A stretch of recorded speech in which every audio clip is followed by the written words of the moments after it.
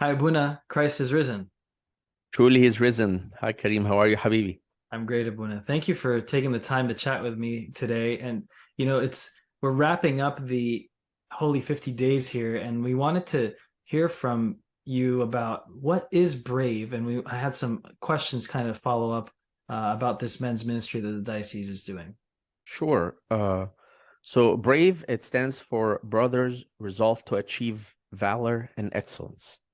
And that acronym, that name pretty much says what BRAVE is all about. It's just a bunch of us brothers getting together um, and trying to, you can say, restore manhood to how God intended to create it, as He created. We do this through a few different things. One is annual conferences, and those have been wonderful. Our next annual conference is November 9th to 12th. Awesome. So, can I sign up for that? Please do. Okay.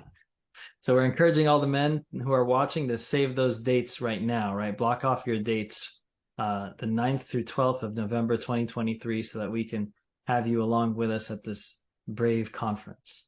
Really, I can't think of much that's more important to invest those a couple of days in something.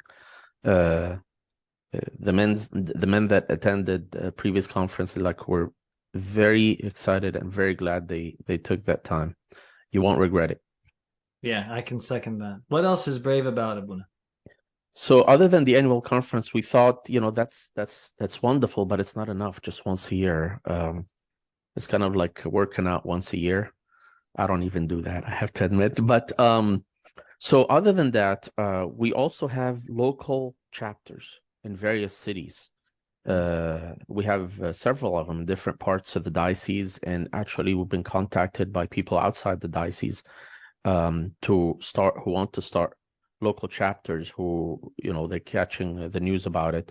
And then the local chapters, the men gather once a month and discuss different topics. And the Brave Committee actually prepare topics for discussion and the questions, and it's all discussion style.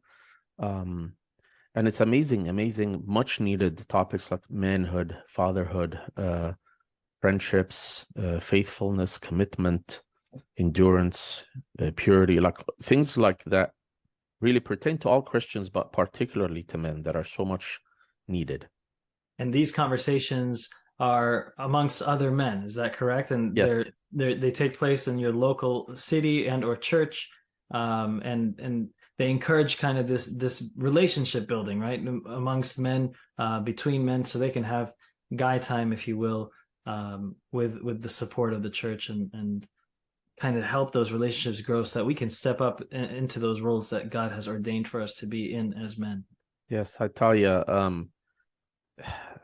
I can't express to you how awesome it's been, because the meetings and the conference are for men age 18 and up. Right. And at least here in Austin, the one that there have been men from age 18, 19, 20, all the way up to mid to late 70s. And it's been wonderful. The discussion, the openness, little by little, the vulnerability increases, and it's been very fulfilling. And the men are coming. We have other men from the Greek Orthodox Church are joining us, from the Armenian Orthodox Church, they're joining us. And we encourage them, invite your neighbors, invite your friends, your colleagues. It's open for all men, because it's a man thing. It's not really theology so much. Of course, Christianity is involved in it, but um, it's been just amazing. I couldn't thank God more for it. I can second that. And my experience as well has been absolutely wonderful. Getting to know some guys that I didn't know well, and seeing that generational, there's nothing that separates us. The elderly and the younger guys all kind of are in the same boat, struggling with the same things, going through the same things together. So it's a wonderful, wonderful experience. I wanted to shift gears a little bit, Abuna, to kind of what's to come. The Apostles' Fast is right around the corner, and why am I excited about it? What is coming exactly? What am I supposed to get pumped up about with the fast coming around the corner?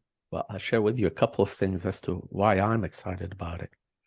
First of all, is because My holy 50s have not been that holy.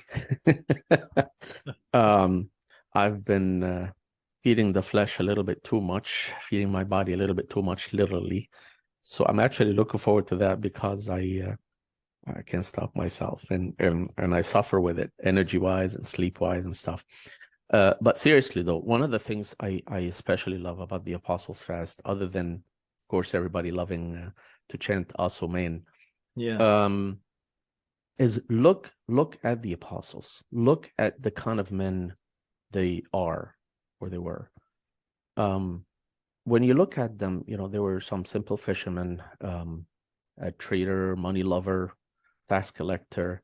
Some are scaredy cats, some are doubters, some are have a big mouth. They fight together about who's best. Like they were, you know, as simple as men can get together.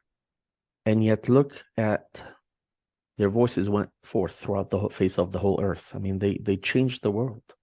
They Right. changed the world. And the thing I love about that is it gives me tremendous hope. A lot of times we think, no, I can't do this. I'm not good enough. I'm not strong enough. I'm not brave enough. I'm not articulate enough. I'm not whatever enough. And maybe this is true, maybe it's not. But I think even if I'm not those things enough, I mean, look at Moses.